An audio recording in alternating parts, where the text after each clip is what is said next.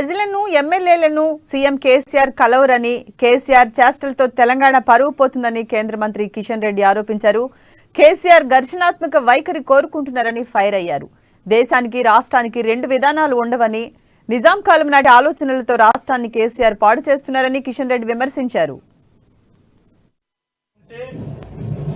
తెలంగాణ పూర్తిగా నష్టపోయేటువంటి పరిస్థితి ఏర్పడింది.